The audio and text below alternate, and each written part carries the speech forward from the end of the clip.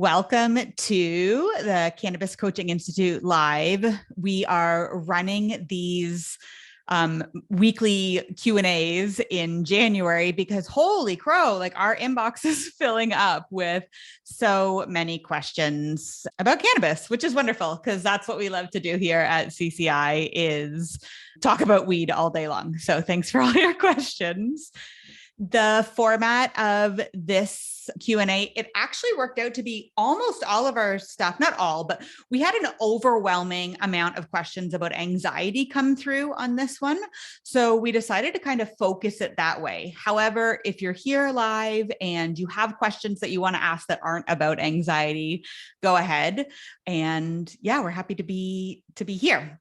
I'm going to start with a quick disclaimer. First of all, we are not healthcare professionals. This is not meant to be taken as medical advice. We are just here to spread the good word of weed. And Corinne and I are just right now, 2 minutes ago, getting off the horn with Dr. Bonnie Goldstein, who wrote Cannabis Revealed and Cannabis is Medicine. And what did she say at the end there? She basically said, don't shut the fuck up about talking about this stuff, right? She didn't actually say the fuck, but she said, we need to keep talking about this so that, our kids, the next generation, everybody has access to information on this beautiful plant. So welcome. If you're not 19 or old enough to consume cannabis, then you have to go until you are. We will wish you happy birthday when you come back. All right. How you doing, CT? I just feel like I exploded and I'm just continuing to explode. That conversation with Dr. Bonnie Goldstein, who we really tried our hardest. For those of you who knows who Bonnie Goldstein is, a lot of you do. We're huge fangirls. Like she is, she was one of the reasons that the Cannabis Coaching Institute came into existence. She was the reason that I felt when she released Cannabis Revealed that I could get a grasp on how it worked as medicine. It was one of the first books that was like, aha, that's why it works. That's what's happening. Oh my goodness, this is how to talk about it. This is how to do this. And so we've emulated her. We've studied her. It was one of those career moments where you're like, I can't believe this is happening. It was incredible. And, meet your heroes, right? It lived up to the hype. She was really, really, really thoughtful and incredible and so helpful. And I just feel like I learned so much about cannabis and autism in children in general and cannabis use for children in general. And I can't wait to share that with people. And I know that it's going to make a huge difference in people's lives. You're just like, I did the right job. I chose the right career path. So anyway, that's how I'm feeling right now. I'm going to cry and explode. I'm beaming too. For me, I was just thinking when you were saying that, Corinne, my day on the calendar when I started at the Cannabis Coaching Institute, when I pressed the buy button, I wrote it down in my calendar and it just came up. It was January 12th, so a week ago. Never in a million years would I say 5 years ago that I would have the opportunity to talk to fucking Dr. Bonnie Goldstein, who was... Corinne said in her science lecture to us that Dr. Bonnie Goldstein was her lady hero. And I was like, well, then she's going to be my lady hero too. My point is, if you feel really passionate about this plant and you are nerding out with us and you can feel the excitement, maybe being a cannabis coach or educator is the right move for you. And you should definitely come join us at the Cannabis Coaching Institute. We are enrolling for a new class of coaches. The announcement's coming out very soon. So starting February 1st. The best job ever. Andrew, will you pop a link in the chat? And then let's get to it. Let's talk about anxiety and cannabis. That's why most of you are here. Go ahead and pop in the chat if you experience anxiety on a regular basis, or you can raise your hand if you're on the call. Yeah, has anybody experienced anxiety? Nobody's raising their hand. Oh, you're putting it in the chat. I told you to put your hands down and up at the same time. That's my bad.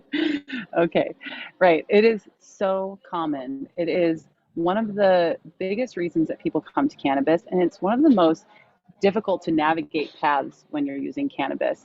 So many people come to cannabis thinking, oh, I've heard it's so good for anxiety, and then they have the opposite effect, right? They're feeling paranoia, they're feeling more anxious. They're like, this isn't what I signed up for. I came here for relief. What is going on? And sometimes, unfortunately, that leads to people putting it away altogether, they say, oh, these people are just trying to get high and they're using this as an excuse to do that. It's not good for anxiety at all. So we wanted to answer your questions about anxiety and the ones that we've gotten over the years, Loud. I can see that Maureen was talking about there's tons of Adderall and prescriptions being dispensed to kids and teens for anxiety or ADHD without considering plant-based cannabinoids. That was one of the things that Dr. Bonnie Goldstein actually talked about, was its extreme safety profile. So Michelle says that she did manage cannabis before. Pardon? I would love for you to give us a general overview of using cannabis to help with anxiety. Yeah, so this is not like a one and done kind of answer. Talking about cannabis for anxiety is nuanced. You'll find conflicting information, people saying like, hey, cannabis is great for anxiety, or if you have anxiety, you better not take cannabis because it will cause anxiety attacks or panic attacks. When we're thinking about incorporating cannabis into our life to help with anxiety, we have to think about a bunch of things. First of all, how severe or long lasting or chronic is your anxiety? If you've been dealing with this for a really long time, it's unlikely that the first cannabis product or dose that you try is going to work. So keep that in mind. If you've been suffering for anxiety for a long time and you're coming to cannabis, give it some time to work its magic. Next is, are you using THC or CBD or a different cannabinoid or all of them? How are you taking it? How often are you taking it? How much do you take? Those things people often don't think about. Are you taking it multiple times a day? Are you taking enough? Have you been taking enough for long enough? And then one more thing that I think that we should consider, especially if you're going to be inhaling cannabis, is terpenes. And we'll talk about those in a couple of minutes. So overall, yes, Corinne, we have research that supports the use of cannabis to help with anxiety, but it's not a one and done, like try this and then you're. Okay, so let's dial it in a little bit. So there's a lot you just said, is it terpenes? Is it this thing? Are you taking it enough? So let's talk first about cannabinoids and ratios. For those of you who don't know, does anyone not know what a cannabinoid is? Can you pop in the chat if you don't know? Allison asked, should I take THC or CBD for anxiety? The answer is maybe both. THC is the one that you're going to be much more cautious with, because we do know that THC, maybe you've had the experience. This is why many people shy away from cannabis in general, because they tried it, once when they were a kid at a party and they got really anxious, and that was an overwhelming feeling. But we know that in low doses, THC can be really helpful for anxiety. What do we mean by low doses? Because I hate when people say that and then don't tell me what a low dose is. I'm talking like 1 milligram of THC or 1 puff of a THC rich chemovar in your joint or your bowl or your dry herb vaporizer. But in general, when we think about anxiety, the first compound I think about is CBD. Again, CBD, great safety profile. You can take a heck of a lot of it and not really experience any side effects, unlike your anti-anxiety prescription medications. This really is a matter of finding the right dose for you. How do you do that? You start with a low dose, and with CBD, again, we're not doctors, but with CBD, a low dose of CBD might be around 5 or 10 milligrams, or 2 or 3 puffs of your CBD rich cultivar. You start with that and you wait and you see. Dr. Bonnie Goldstein just told us personally that it may take 6 days to feel an effect. And then if you're not getting the relief you need, then bump up a little bit. We know from one study that's often cited that in doses of 300 and 600 milligrams, people do well in public speaking situations. But if you've ever tried to purchase 600 milligrams a day of CBD, that's really tough. And that's where adding in THC may allow you to take less CBD, less THC, and experience the benefits.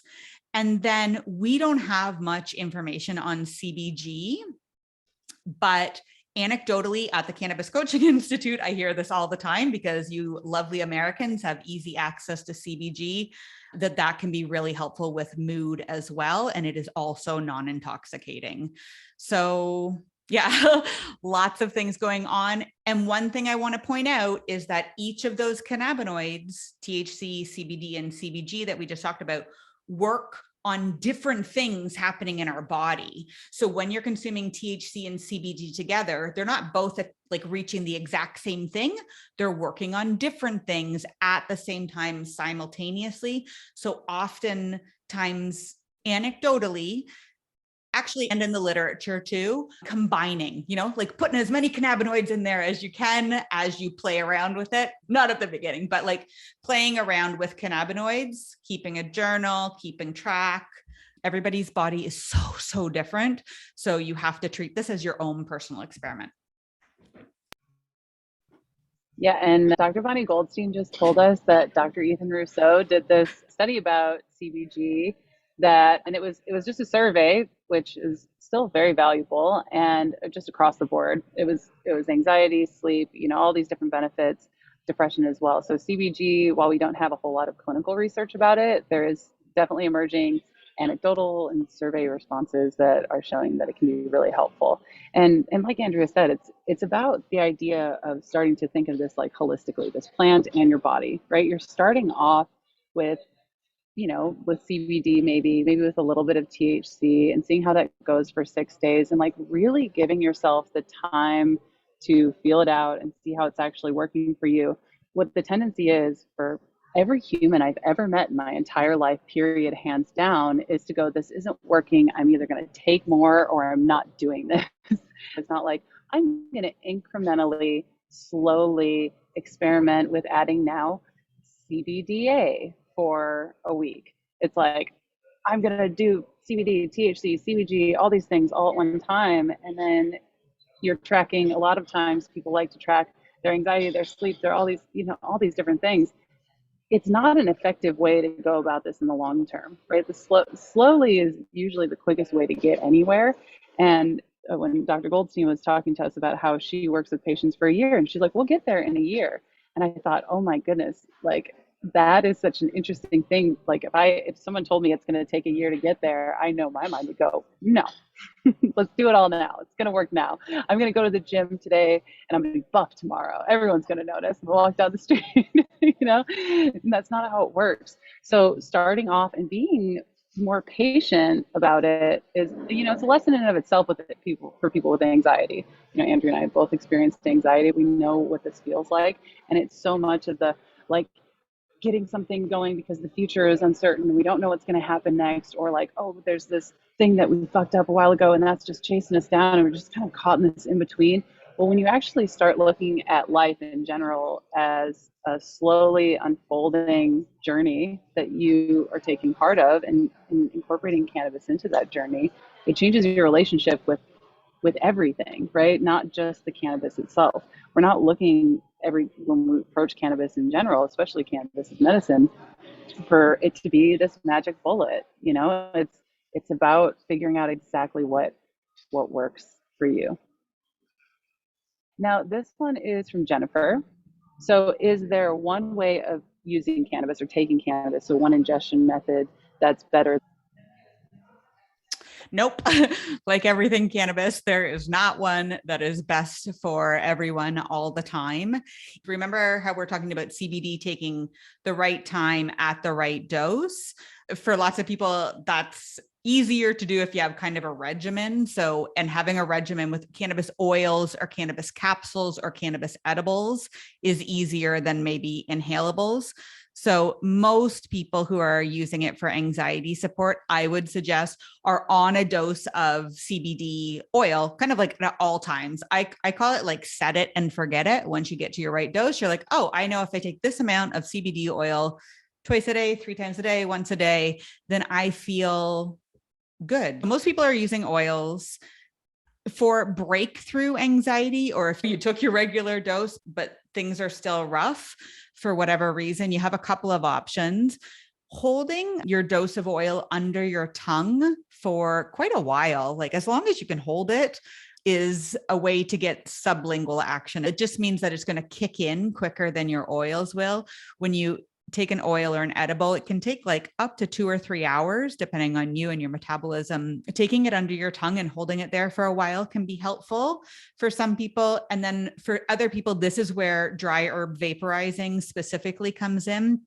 As cannabis coaches and educators, we're generally recommending that if you're going to be inhaling, then this is a better way to do it, a healthier way to inhale. And dry herb vaporizers, Corinne put one in the chat, the one that she loves so much, the Da Vinci. They heat up the cannabis plant, but they don't burn it. So they heat it up and they vaporize the THC or the CBD that's on the plant, and you inhale it and exhale it. It looks kind of like smoke, but it doesn't smell like smoke. It doesn't have any of the byproducts of smoke or burning. About terpenes. So Chris wrote in and asked, should I be considering terpenes when I'm trying to find cannabis for anxiety?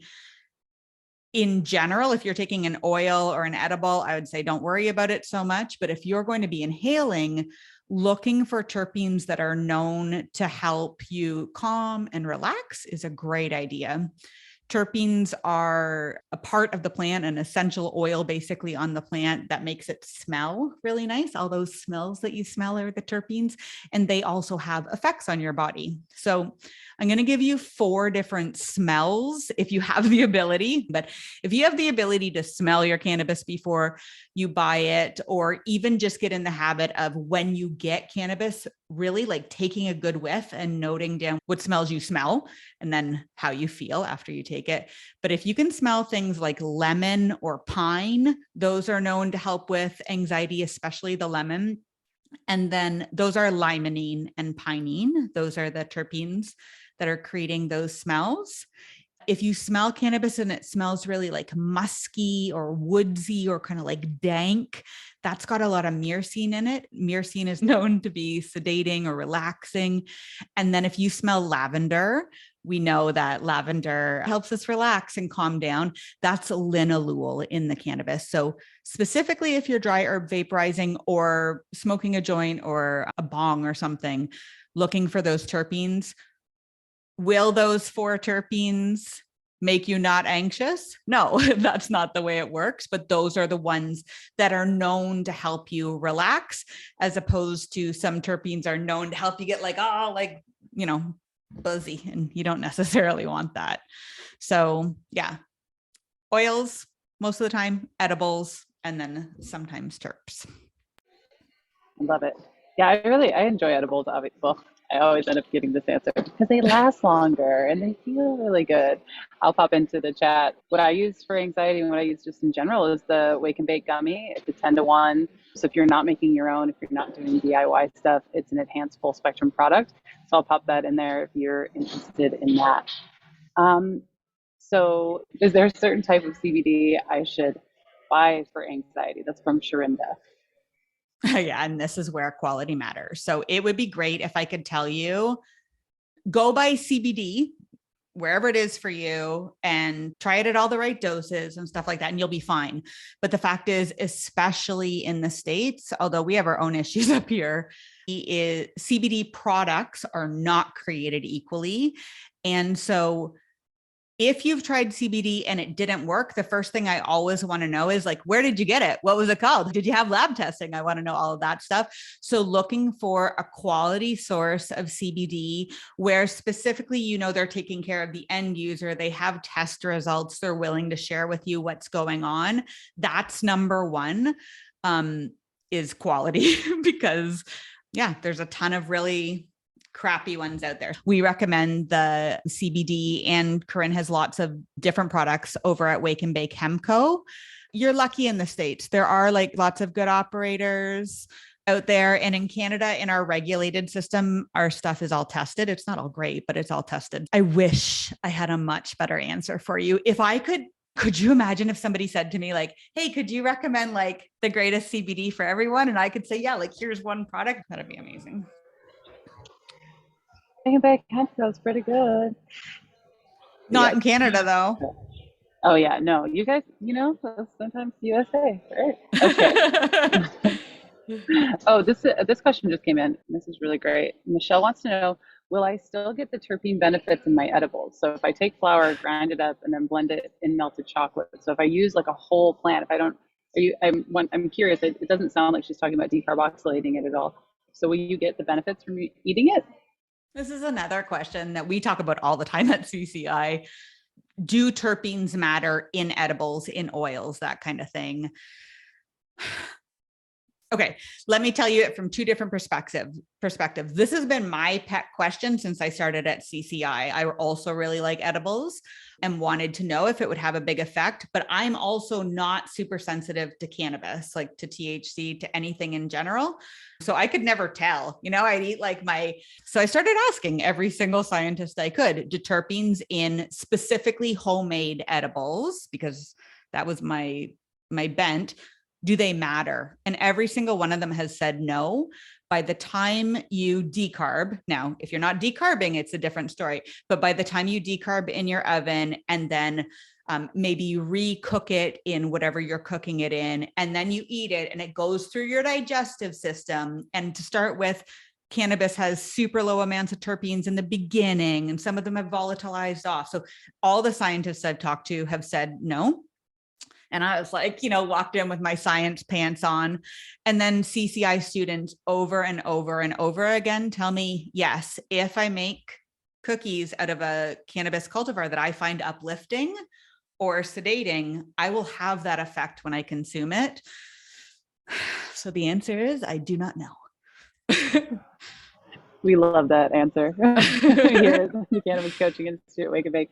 But it is true. It's really interesting. I've done some just making edibles from certain cultivars and sharing them with others. And people will tell me, this makes me sleepy. This makes me feel more energized. And I haven't told them. So obviously I don't have any research, but the more I was getting that feedback, the more I was like, maybe there is something more to this. We really don't know. I think it said, I still taste the flavor and smell of the flower when I do a home oil extraction. So, that would lend to those terpenes still being in there and those flavonoids still existing, but whether or not they interact, it's just an unknown.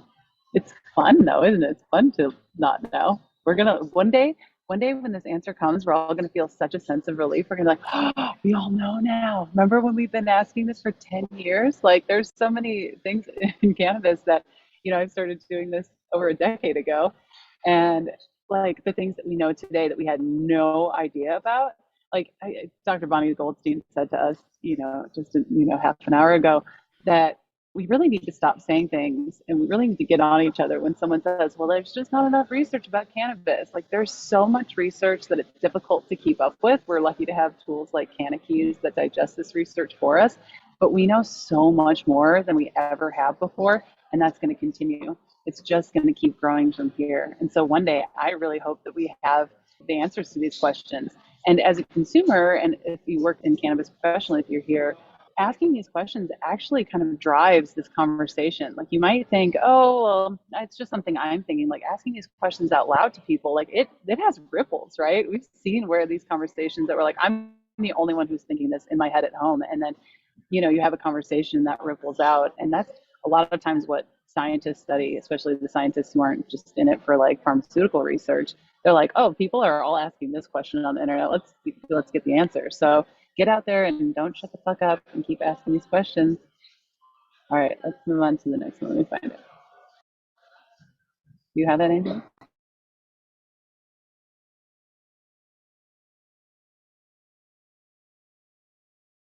Oh, I got it. So yeah, so obviously there's still a whole lot to learn, but Andrea, where did you learn all this stuff that you learned about cannabis and anxiety? Well, I learned it from the lovely Corinne Tobias. That's where it started for me, was knowing that cannabis worked for me. And then I joined CCI and have not been able to stop talking about it since. Like Corinne said, there are so many resources. We are so freaking lucky to live in 2023 with the internet and everything that brings with it. It also means that the flood of information is too much sometimes. So if you are really curious about cannabis and you want to know way more about how and why it works so that you can get out there and not shut the fuck up about it, yeah, go for it, CT. I have the thing. I'm going to put it in the chat.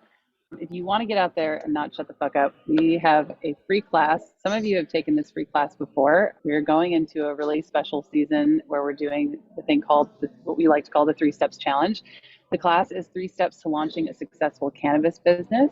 You can join it in the link below and go through this class. It's a video series where you connect with why you love cannabis so much and why you want to do it as a career. We also go through and you actually build a business plan. You've got an outline, you've got this whole workbook to work through, and I walk you through it in 30 minutes. You put together this business plan that you can move forward with and take action on. And then we also go through some of the most common challenges, some of the things that over the past decade and training hundreds of coaches at CCI, not just coaches, business owners in cannabis, we've seen come up again and again. So if this is something that you want to be doing, if you want to be on Q&As and talking to Bonnie Goldstein in X amount of years, that's something that really lights you up. Or if you just want to learn as much as possible about this plant, go to the Cannabis Coaching Institute, check out our programs.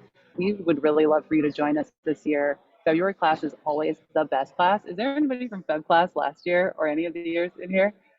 Yes, I think there are. I think I see a couple. Feb class is notoriously the best class to be in at the Cannabis Coaching Institute. The energy is incredible. So go ahead and do the 3 steps to launching a successful cannabis business. I'll be sending more information out, and so will Andrea, and so we'll do that as well at CCI to share about some really exciting stuff that is coming up. Carrie Underwood is coming. Is that like the Carrie Underwood? Carrie Underwood is coming? Someone just entered the chat. Oh, she's Underwood. Lovely. I've met her. I got so excited that it was Carrie Underwood too. Is she here right now? She's lovely. She needs to come join us.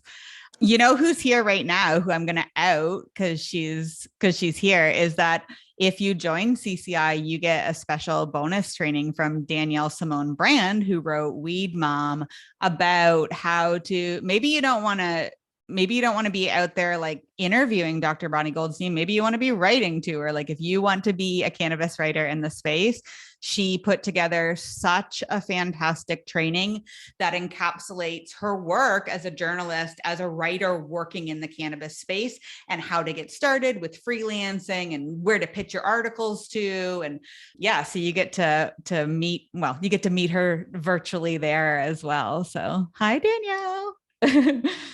So lucky to have you. Anybody have any more questions about Canna before we pop off? I'm just going to also pop in the chat. I feel like I'm just dropping links like crazy in this half hour, but I'm going to put in the program that Danielle's training about becoming a cannabis freelancer is in, and that is the Certified Cannabis Educator Program. And coach. Excited to be here. Yes, and coach too. Yeah. Yeah. All right, does anybody have any other questions? We just talked a lot about anxiety. We also talked a lot about coaching and educating. Alrighty, we will see you next week. We're doing these every Thursday now, getting together with you and doing different topics. So if you have a topic idea, questions that you have about cannabis, you can always email support@wakeandbake.co. You can drop it in the chat before we run off really quick. If there's anything that you'd like to know more about, we're here to do this work. All right, thank you all so much for coming today. We appreciate you.